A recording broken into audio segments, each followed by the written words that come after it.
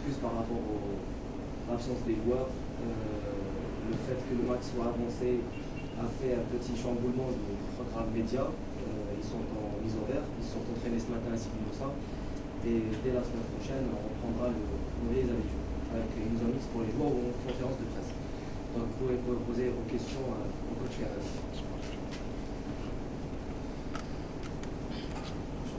D'abord, comment vous préparez ce match derby face au Togo? On l'a préparé dans les meilleures conditions.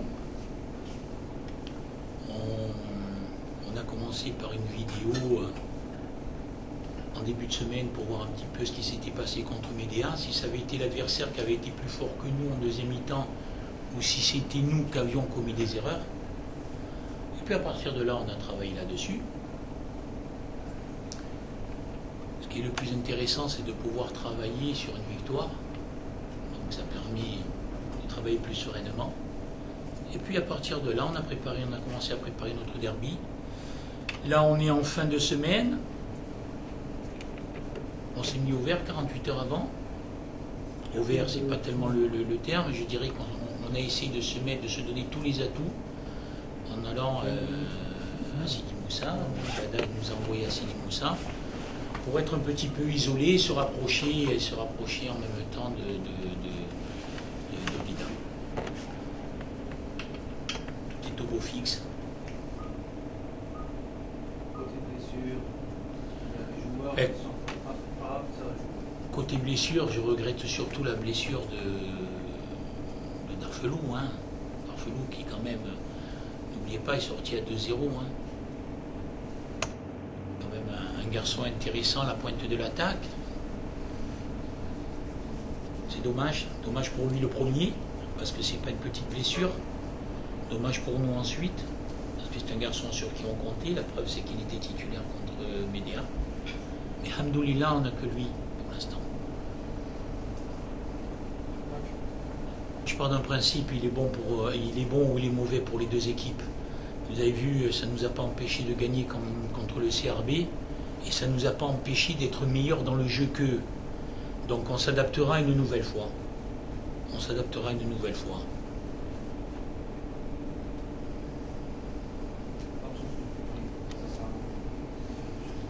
Ah, c'est dommage parce que c'est une belle fête. Bon, moi j'ai regardé les images du derby de l'année dernière, c'est impressionnant.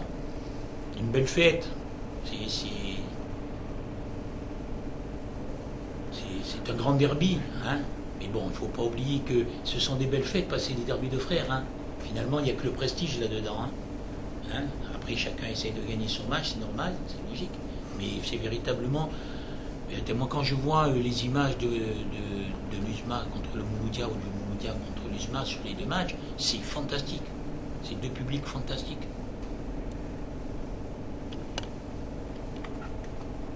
Vous savez, un derby, surtout un vrai derby, je dirais, c'est toujours des matchs qui sont très difficiles à jouer, qui sont très serrés. Voilà. Ceci étant,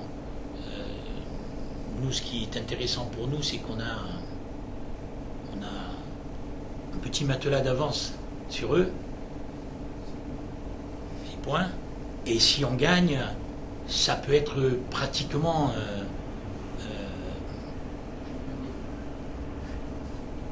on va s'y approcher.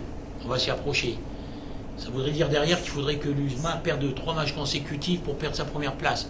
Ça sera quand même une bonne chose pour nous. Donc on va le jouer pour le gagner, bien entendu par rapport au prestige, mais on va le jouer pour le gagner parce qu'on a des objectifs bien précis. Et aujourd'hui, comme je vous dis, on le joue dans les meilleures conditions. Donc nous, on va se libérer complètement, on a tout à gagner. Oui, c'est la raison pour laquelle je vous ai parlé que de Darfelou. J'avais compris que vous faisiez allusion un petit peu avec Sayoud. Non, il s'est entraîné toute la semaine. Pardon, je suis répondu tout à l'heure, sauf que nous le jouons dans les meilleures conditions. Il est évident que l'adversaire aujourd'hui a 6 points de retard sur nous, le moindre échec sera fatal. Mais un derby, c'est un derby. Mais bon, nous sommes quand même avertis, nous sommes quand même des gens expérimentés, nous avons cette responsabilité de savoir qu'il faut bien se préparer pour les derbys. Les derbys qui ne se préparent pas bien, c'est vrai que voilà, c'est compliqué. Mais les derbys, quand ils se préparent bien, voilà, on se donne déjà toutes les chances d'être exact au rendez-vous. Après, Les configurations, c'est qu'aujourd'hui, on a les configurations du précédent derby qui nous servent de aussi. les configurations de quoi?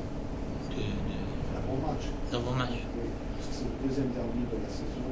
Est-ce qu'on peut dire qu'il y a presque une similitude de la configuration d'avant-match de ces approches?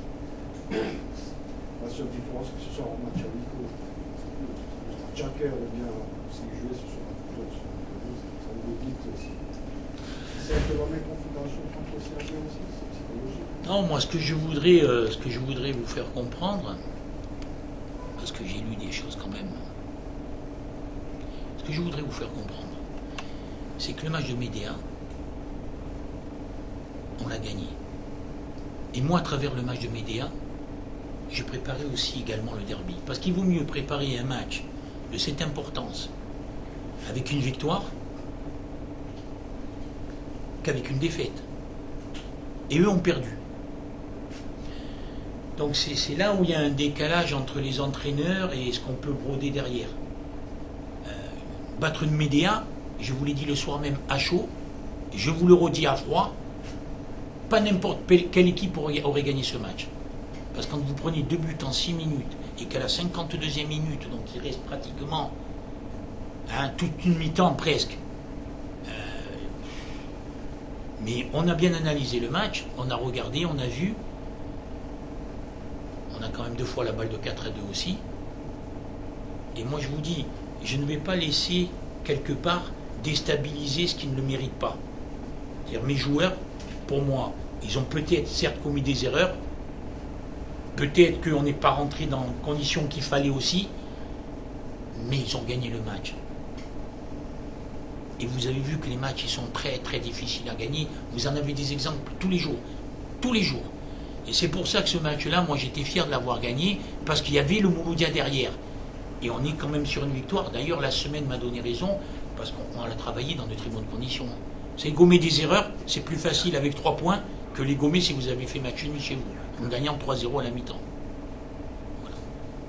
Donc après, on peut toujours broder et spéculer dessus, ça fait partie aussi de votre métier, c'est normal, parce qu'il faut vendre du papier. Mais non. Le coach... Pas spécialement vendu. Non, enfin, je sais pas. Tout à fait d'accord.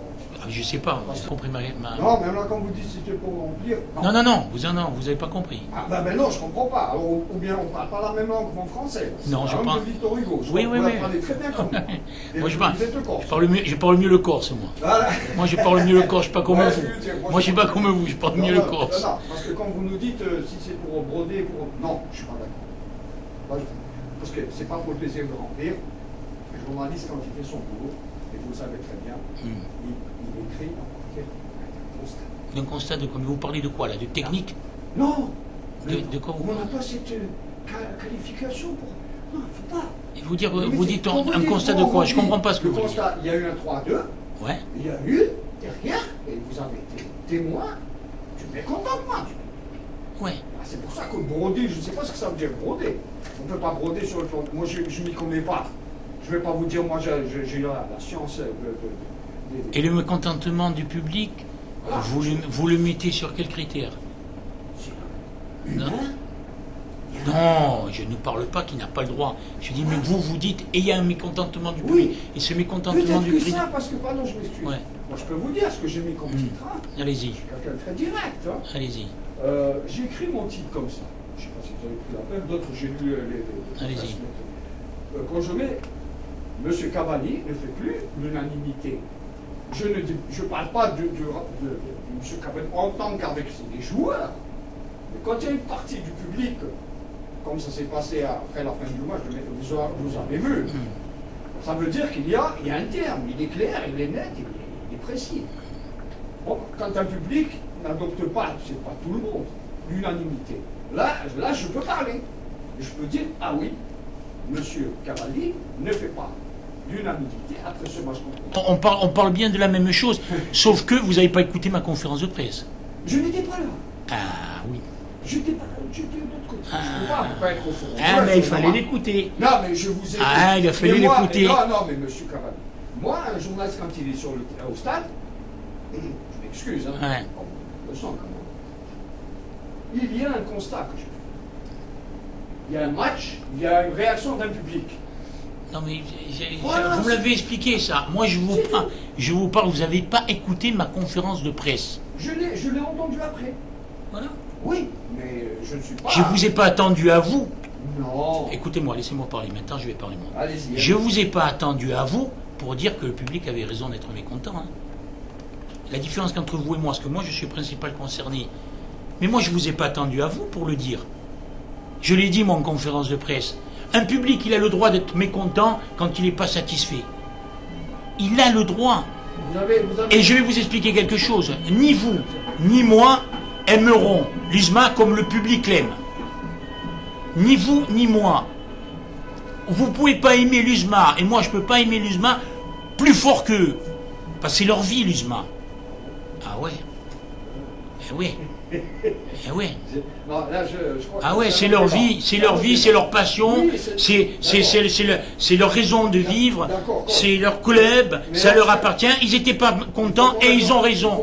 Et je l'ai, moi, j'ai pas attendu que vous le disiez, je l'ai dit moi, le premier. Et je leur dirai que je ferai tout, encore une fois, pour qu'ils sortent plus satisfaits que ça. Parce qu'ils ont raison. Alors, c'est ce que je viens, je m'exprime très bien alors. Je vous ai dit, je ne vous ai pas attendu à vous pour dire que le public avait raison. Moi, j'assume mes Ah, mais responsabilités. vous ne pouvez pas dire le contraire quand même, M. Cavalli. De quoi? Que le public n'avait pas raison. Parce que quand un public, une partie du public vous demande de partir, il y a même qui sont allés même à vous dire... Ah, ben dites-le ça. Ah, je le dis. Vous le Ah, dites. il n'y a que ça qui vous intéresse. Mais... Mais qu'est-ce que je vais vous expliquer? Vous ne connaissez pas le métier d'entraîneur. Non. Voilà. Alors je vais vous le donner moi, le métier Non, d'entraîneur. Oui. Le métier d'entraîneur. Il sait que le jour où il arrive, il sait qui.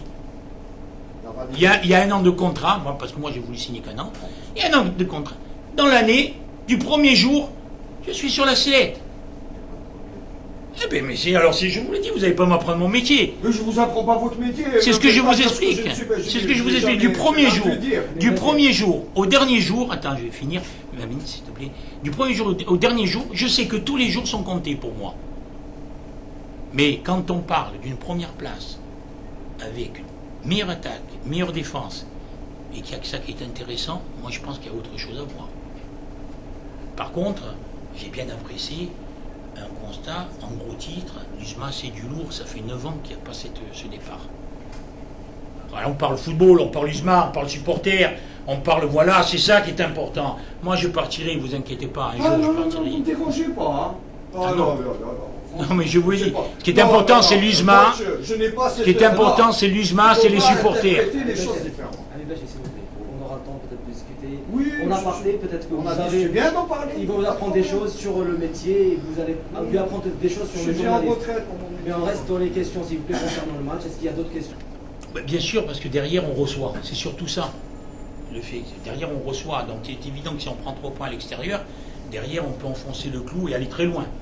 Ça c'est primordial. Mais dans la philosophie du coach, le premier jour qu'il a mis les pieds dans le vestiaire, il a dit que tous les matchs qu'on ferait, que ce soit à domicile ou à l'extérieur, on les joue pour les gagner. Ça c'est clair. Ça c'est clair.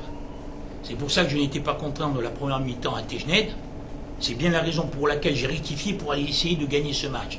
Et en deuxième mi-temps, on n'a vu que l'USMA. Parce que moi, tous les matchs, je les joue pour les gagner. Et je ne joue pas pour faire match nul, ça ne m'intéresse pas. Ça n'a plus, depuis que la victoire est passée à 3 points, le match nul n'a presque plus de signification pour moi. Parce que 3 points, c'est important. L'idée de départ, c'est on part 48 heures. On part 48 heures. Il peut arriver n'importe quoi en 48 heures. Vous pouvez avoir un blessé, vous pouvez avoir une maladie, il peut y avoir une mauvaise nouvelle en famille, n'importe quoi il peut arriver. Ce qui est important quand on s'en va à 48 heures, c'est de ne pas récupérer quelqu'un qui n'a pas fait sa vie avec nous. Pourquoi? Parce que s'il n'a pas fait sa vie avec nous, il est complètement sorti du match. Et s'il nous arrive un problème, je l'ai sur place.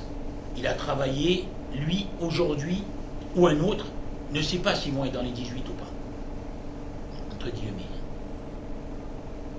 Par contre, dans la mesure où on perd Darfelou, je regarde un petit peu ce qui se passe au sein des jeunes, et je me dis, tiens, comme Sayoud, la semaine dernière, a fini un petit peu boiteux, comme vous disiez, il a récupéré, il a travaillé, mais il y a toujours ce point d'interrogation. Je me dis, quel est le joueur qui peut lui ressembler le plus? Voilà exactement la réponse à la question, c'est celle-là. Donc vous voyez, un coach, ça cogite beaucoup. Mais c'est tout à fait ça. Par contre, on est 19. Il y en aura un qui sera déçu à la sortie. Mais je pense que si on gagne le derby, il sera content lui aussi. Ouais. Merci à vous. Merci beaucoup. Merci aussi. Merci.